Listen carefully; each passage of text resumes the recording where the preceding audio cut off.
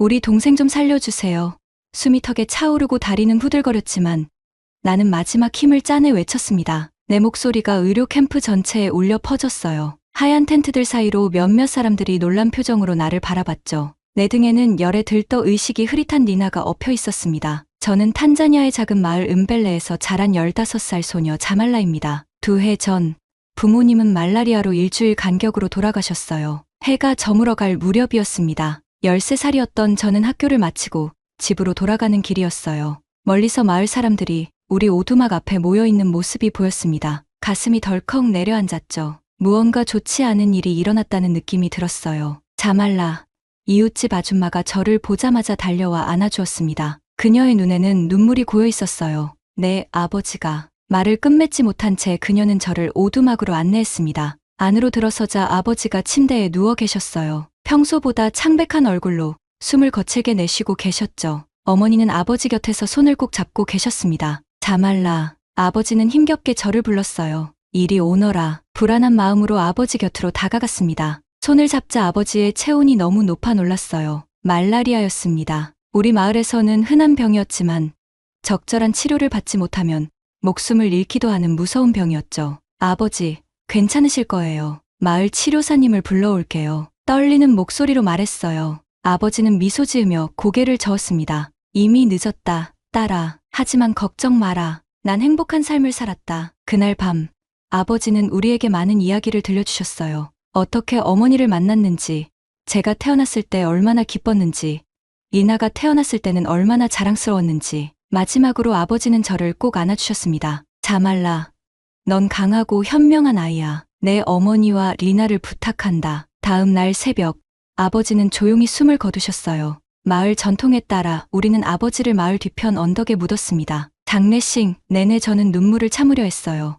어머니와 리나를 지켜야 한다는 아버지의 마지막 말씀을 지키기 위해서였죠. 하지만 불행은 계속되었습니다. 아버지의 장례식이 끝난 지 일주일도 채 지나지 않아 어머니도 열에 시달리기 시작했어요. 처음에는 단순한 감기라고 생각했지만 날이 갈수록 증상이 심해졌습니다. 마을 치료사를 불러 허브와 주문으로 치료를 시도했지만 아무런 효과가 없었어요. 자말라, 어머니는 아픈 와중에도 저를 불러 머리를 쓰다듬어 주셨습니다. 리나를 잘 돌봐야 해. 너희 둘은 서로만 의지할 수 있을 거야. 어머니, 그런 말씀 마세요. 어머니는 나아질 거예요. 목이 메어 간신히 말했어요. 그러나 어머니의 상태는 계속 악화되었고 결국 아버지가 돌아가신 지 열흘 만에 어머니도 우리 곁을 떠나셨습니다. 2번의 장례식을 치르면서 13살의 저는 이미 어른이 되어 있었어요. 울 시간도 없이 6살 된 리나를 돌봐야 했으니까요. 언니, 엄마 아빠는 언제 돌아와? 리나는 매일 밤 물었습니다. 리나야, 엄마 아빠는 하늘나라에 가셨어. 이제 우리끼리 살아가야 해. 어떻게 설명해야 할지 몰라 간단히 대답했어요. 리나는 처음에는 이해하지 못했지만 시간이 지나면서 조금씩 받아들이게 되었습니다. 밤마다 우리는 창문으로 별을 바라보며 부모님을 그리워했어요. 저기 가장 밝은 2별 보이니?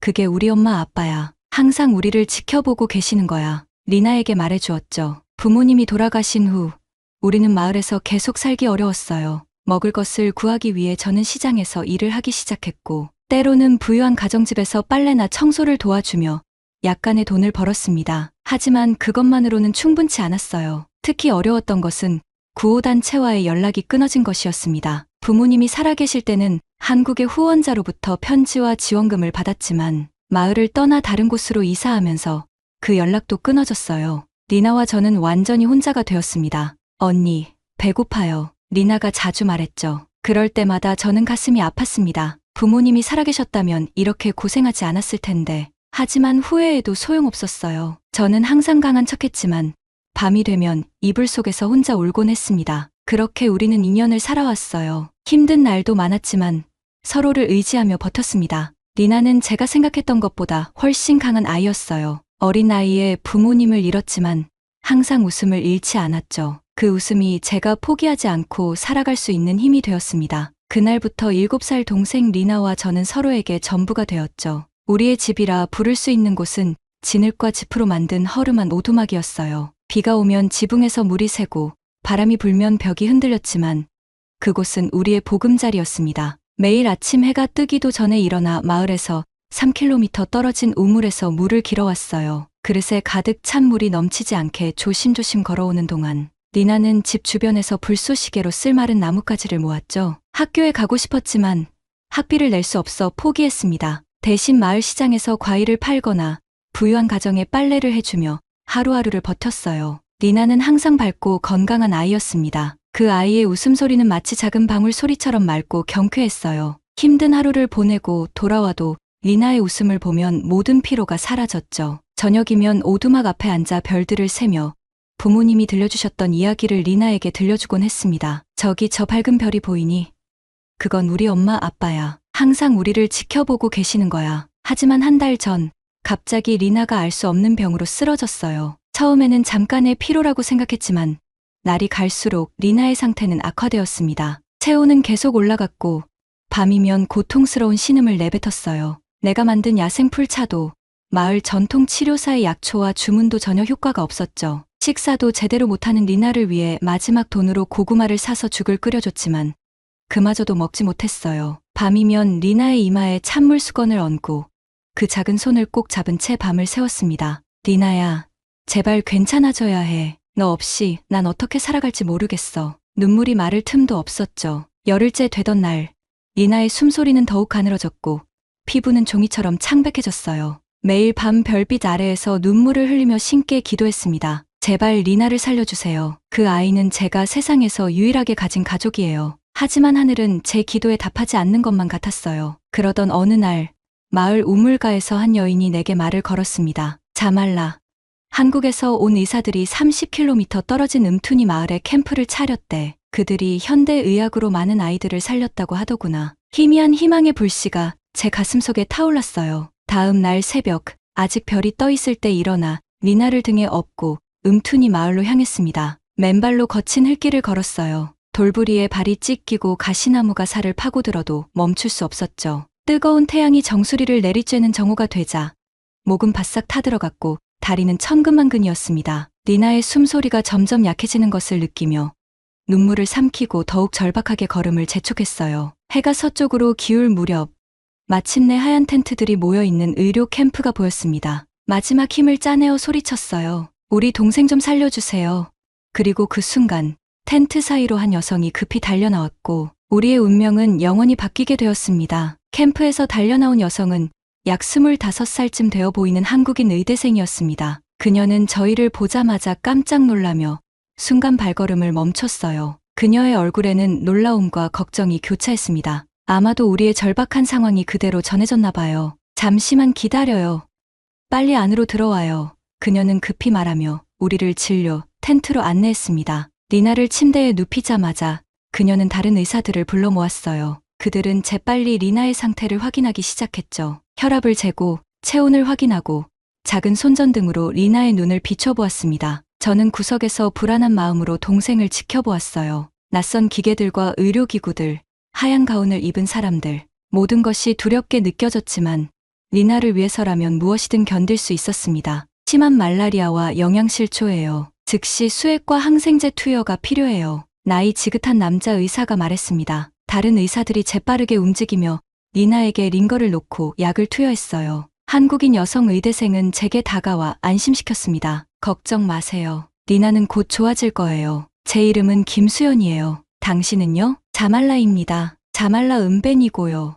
이건 제 동생 리나예요. 떨리는 목소리로 대답했어요. 수연은 따뜻하게 미소 지었습니다. 자말라, 용기를 내줘서 고마워요. 30km나 되는 길을 맨발로 걸어오다니 정말 대단해요. 리나가 제때 치료받을 수 있게 해줬어요. 저는 고개를 숙였습니다. 고맙습니다. 정말 감사합니다. 어떻게 은혜를 갚아야 할지 눈물이 또다시 흘러내렸어요. 그런 말 하지 마요. 이건 제 직업이자 사명이니까요. 수연은 제 손을 잡아주었습니다. 당신도 휴식이 필요해요. 여기 침대에 누워서 좀 쉬어요. 리나 옆에 있을 테니까요. 검사가 끝나고 다른 의사들이 자리를 비운 후 저는 리나의 침대 옆에서 잠시 눈을 붙였어요. 긴장이 풀리자 며칠 동안 쌓인 피로가 한꺼번에 몰려왔습니다. 깊은 잠에 빠졌다가 눈을 떴을 때 수연이 리나의 체온을 재고 있는 모습이 보였죠. 창문 너머로 보이는 하늘은 이미 어두워져 있었어요. 그녀는 밤새 한 번도 자리를 떠나지 않은 듯 했습니다. 많이 주무셨네요. 거의 6시간이나요. 리나는 어때요?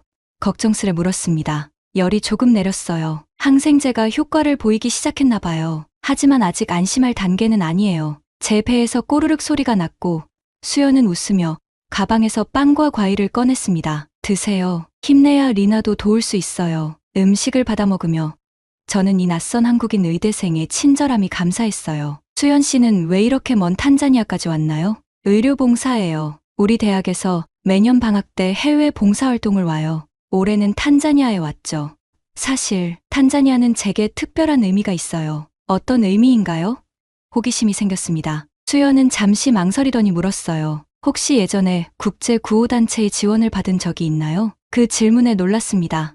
네, 부모님이 살아계실 때요. 7회 전쯤까지는 받았어요. 하지만 부모님이 돌아가시고 마을을 떠나면서 연락이 끊겼죠. 수연의 눈이 커졌어요. 그녀는 가방에서 낡은 사진 한 장을 꺼냈습니다. 이 아이, 혹시 자말라 은베니인가요? 그것은 제가 8살 무렵의 사진이었어요. 부모님과 함께 찍은 사진 중 하나였죠. 깜짝 놀라 말문이 막혔습니다. 어떻게 이 사진을 가지고 있는 거죠? 수연의 눈에 눈물이 고였어요. 저는 10년 전부터 국제구호단체를 통해 당신을 후원했어요. 중학생 때부터 매달 용돈을 모아 보냈죠. 편지도 자주 썼고요. 이름이 자말라 은베니인 탄자니아 소녀였어요. 7해 전쯤 갑자기 연락이 끊겼을 때 너무 걱정했어요. 그 순간 기억이 떠올랐습니다. 해마다 크리스마스 때면 예쁜 카드와 사진이 한국에서 오곤 했어요. 수연이라는 이름의 여자아이가 쓴 편지도요. 부모님이 그 편지를 읽어주시던 기억이 났습니다.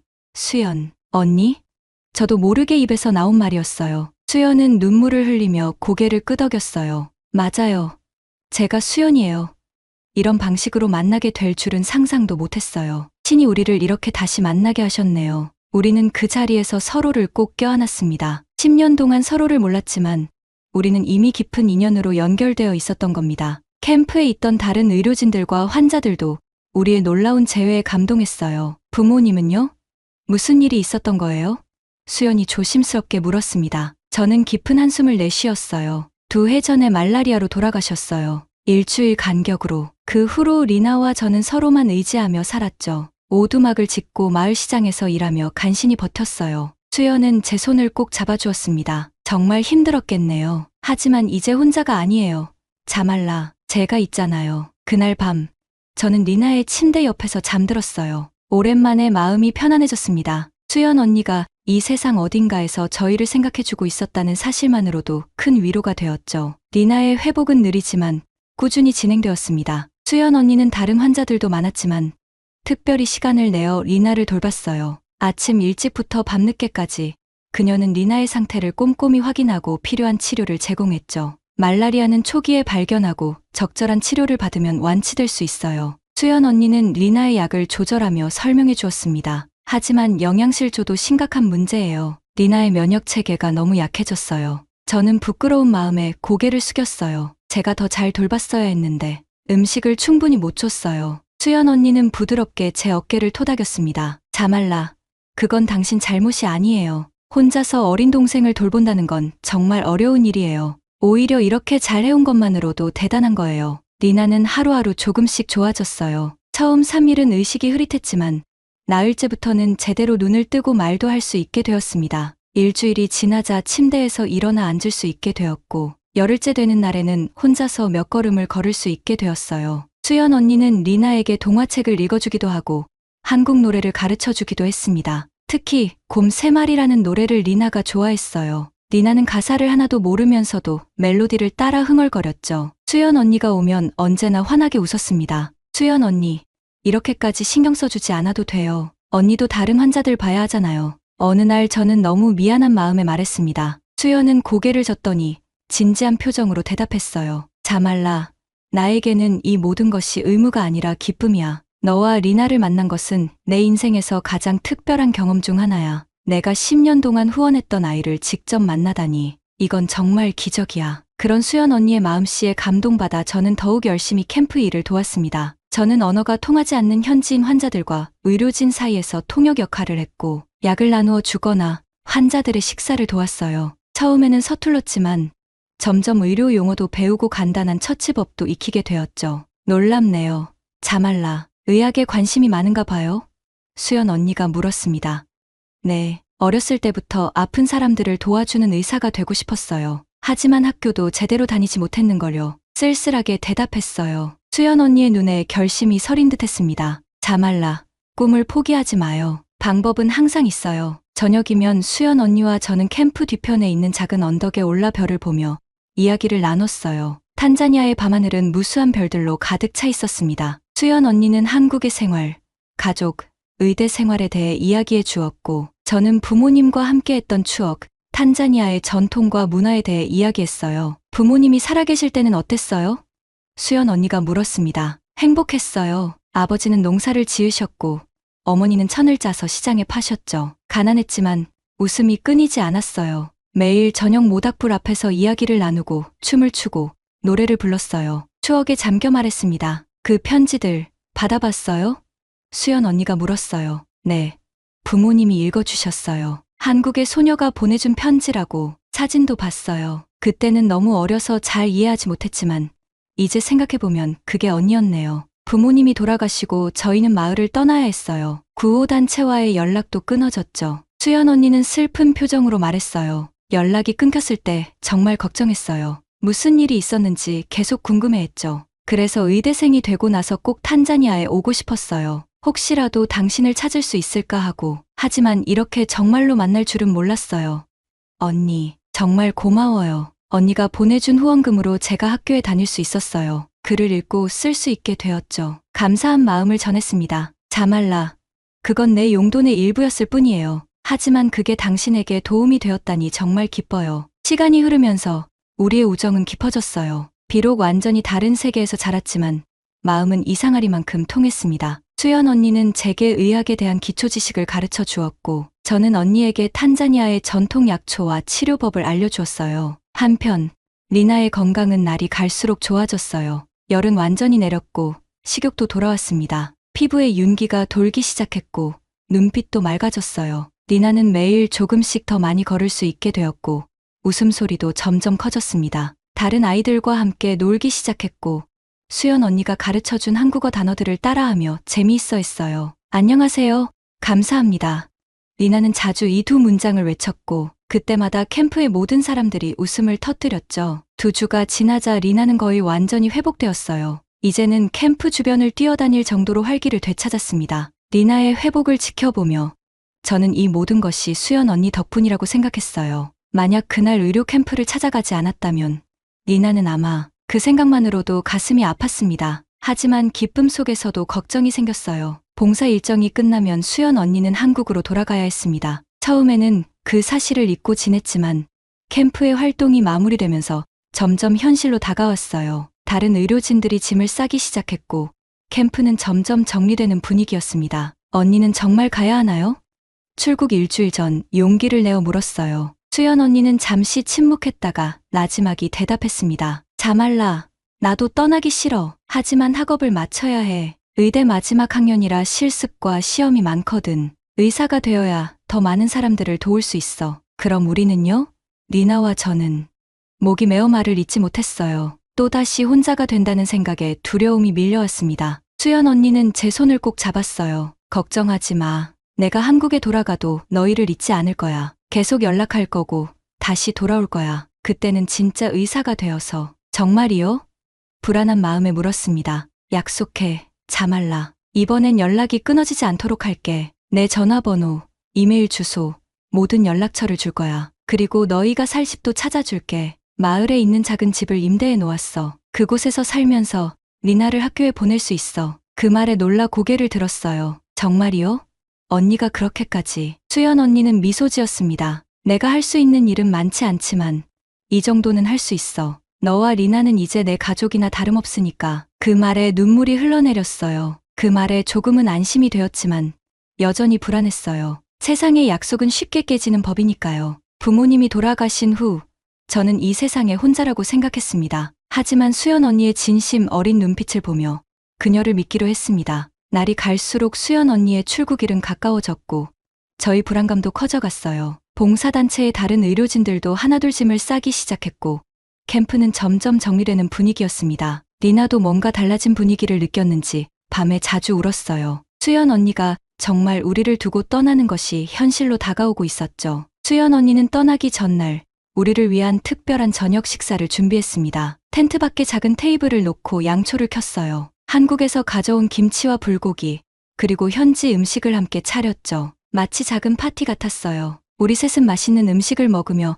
이야기를 나누었고 웃고 울기도 했습니다. 그날 밤은 너무나 행복했지만 동시에 가슴 아픈 시간이었어요. 수연 언니, 약속해주세요. 꼭 다시 오겠다고 헤어짐을 앞두고 부탁했습니다. 수연 언니는 진지한 표정으로 고개를 끄덕였어요. 약속할게, 자말라. 내가 의사가 되면 반드시 다시 올 거야. 그때까지 리나를 잘 돌봐줘. 수연 언니가 한국으로 떠나기 하루 전날 밤, 우리는 이별을 준비하고 있었어요. 저는 언니가 준비해준 새 집으로 짐을 옮기고, 리나는 내일 있을 이별에 대비해 마음을 추스르고 있었죠. 별이 가득한 하늘 아래, 우리는 마지막 밤을 보내고 있었습니다. 갑자기 리나가 침대에서 몸을 일으키더니 이상한 소리를 내기 시작했어요. 처음에는 단순한 기침인 줄 알았는데 점점 심해졌습니다. 리나의 얼굴이 창백해지기 시작했고 온몸이 떨렸어요. 손으로 만져보니 체온이 급격히 올라가 있었습니다. 리나야, 괜찮아. 어디가 아파? 당황하여 물었지만 리나는 대답하지 못했어요. 그저 고통스러운 표정으로 몸을 웅크릴 뿐이었죠. 공포에 질려 밖으로 뛰쳐나갔습니다. 도와주세요. 누구 없어요? 제 동생이 다시 아파요. 다행히도 캠프에는 아직 몇몇 의료진이 남아 있었어요. 하지만 가장 필요한 사람은 수연 언니였습니다. 그녀는 이미 짐을 싸서 마을 중심가의 숙소로 이동한 상태였어요. 수연 씨를 불러와야 해요. 그녀만이 리나의 상태를 정확히 알아요. 한 간호사가 말했어요. 저는 밤중임에도 불구하고 수연 언니를 찾아 마을로 달려갔습니다. 어둠 속에서 숙소를 찾기가 쉽지 않았지만 마을 사람들의 도움으로 마침내 수연 언니가 머물고 있는 작은 숙소를 찾을 수 있었어요. 수연 언니, 수연 언니, 문을 두드리며 소리쳤습니다. 눈물이 얼굴을 적셨어요. 잠시 후 문이 열리고 잠에서 깬 듯한 수연 언니가 나타났어요. 자말라? 무슨 일이야? 리나가 갑자기 고열로 쓰러졌어요. 숨을 제대로 쉬지 못하고 온몸이 떨려요. 수연 언니의 얼굴이 순식간에 심각해졌습니다. 그녀는 재빨리 가방을 들고 내 뒤를 따랐어요. 우리는 어둠 속에서 캠프까지 전력으로 달렸습니다. 돌이 많은 길에 발이 걸려 넘어질 뻔했지만 멈출 수 없었어요. 캠프에 도착하자마자 수연 언니는 리나에게 달려갔습니다. 리나의 상태는 더욱 나빠져 있었어요. 숨소리가 거칠었고 입술은 파랗게 변해 있었죠. 말라리아가 재발한 것 같아요. 더 심각한 것은 폐렴이 동반된 것 같습니다. 수연 언니가 다른 의사에게 말했어요. 그날 밤 수연 언니는 한시도 리나의 곁을 떠나지 않았습니다. 산소 마스크를 씌우고 새로운 항생제를 투여하고 체온을 내리기 위해 온갖 노력을 다했어요. 저는 그저 옆에서 기도할 수밖에 없었죠. 리나야, 제발 살아야 해. 우리는 이제 막 새로운 시작을 하려고 했잖아. 리나의 작은 손을 잡고 속삭였습니다. 밤이 깊어갈수록 리나의 상태는 심각해졌어요. 수연 언니의 표정도 점점 긴장되었습니다. 그녀는 계속해서 약을 조절하고 리나의 상태를 확인했어요. 수연 언니, 리나는 괜찮아질까요? 두려움에 떨며 물었습니다. 수연 언니는 잠시 눈을 감았다가 다시 열었어요. 자말라, 정직하게 말할게. 상황이 좋지 않아. 하지만 포기하지 않을 거야. 리나는 강한 아이야. 그리고 나는 모든 것을 다 할 거야. 밤새 리나는 고열과 싸웠고 우리는 리나의 곁을 지켰습니다. 수연 언니는 한시도 쉬지 않고 리나를 돌봤어요. 새벽이 되자 리나의 열이 조금 내리기 시작했고 아침이 밝아올 무렵에는 상태가 안정되기 시작했습니다. 위기는 넘긴 것 같아요. 수연 언니가 안도의 한숨을 내쉬었어요. 그녀의 얼굴은 피로로 가득했지만 눈빛은 밝았습니다. 그제서야 저는 깨달았어요. 언니, 비행기는요? 수연 언니는 시계를 보더니 쓸쓸하게 웃었습니다. 이미 출발했을 거야. 안 돼요. 언니는 오늘 한국으로 돌아가야 했잖아요.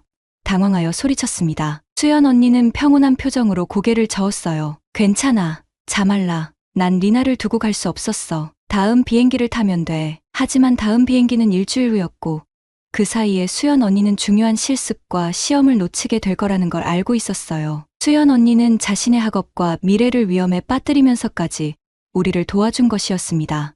언니, 정말 미안해요. 언니 때문에 눈물이 흘렀습니다. 수연 언니는 제게 다가와 단단히 안아주었어요. 자말라. 이건 내 선택이야. 그리고 이게 바로 내 운명이라고 생각해. 너와 리나를 만나기 위해 나는 여기에 온 거야. 한 번도 후회한 적 없어. 그날부터 수연 언니는 남은 일주일 동안 우리와 함께 지냈습니다. 리나가 완전히 회복될 때까지 돌봐주었고 마을의 다른 아이들도 진료해 주었어요. 그녀는 떠나기 전에 마을 사람들에게 기본적인 위생과 건강관리법을 가르쳐 주었죠. 수연 언니가 다시 한국으로 떠나는 날, 이번에는 정말 작별 인사를 해야 했어요. 하지만 이전과는 달리 두려움이 없었습니다. 수연 언니가 약속을 지킬 것이라는 확신이 들었거든요. 자말라, 리나, 내가 돌아올게. 의사가 되면 꼭 다시 만나자. 수연 언니는 우리를 꼭 안아주며 약속했습니다. 몇 년 후, 의사가 된 수연 언니는 약속대로 우리 마을로 돌아왔어요. 그녀는 더 많은 아이들을 치료하기 위한 준비를 마치고 왔던 것이었죠. 이제는 정식 의사로서 장기간 머물 계획을 가지고 있었습니다. 리나와 저는 마을 입구에서 그녀를 기다렸어요. 리나는 이제 12살이 되어 학교에 다니고 있었고, 저는 수연 언니의 도움으로 간호학을 공부하고 있었습니다. 수연 언니가 보이자 리나는 달려가 그녀를 꼭 안았어요. 수연 언니. 리나가 기쁨에 찬 목소리로 외쳤습니다. 수연 언니는 리나를 안아들며 행복한 미소를 지었어요. 우리 리나, 많이 컸구나. 건강해 보여서 정말 다행이야. 그 순간, 저는 이 모든 것이 우리의 아름다운 운명이었음을 깨달았습니다. 서로 다른 세계에서 태어났지만, 우리는 별빛 아래 하나의 인연으로 연결되어 있었던 거예요. 수연 언니는 단순한 후원자가 아니라 우리 가족이 되었고, 그녀와 함께 우리는 새로운 삶을 시작할 수 있었습니다. 탄자니아의 별빛 아래, 우리의 운명은 계속 이어질 것입니다. 지금까지 지수였습니다. 사연이 마음에 드셨다면 구독과 좋아요를 눌러주세요. 여러분의 관심은 저희에게 큰 힘이 됩니다. 앞으로도 많은 사연을 소개할 수 있기를 바랍니다. 감사합니다.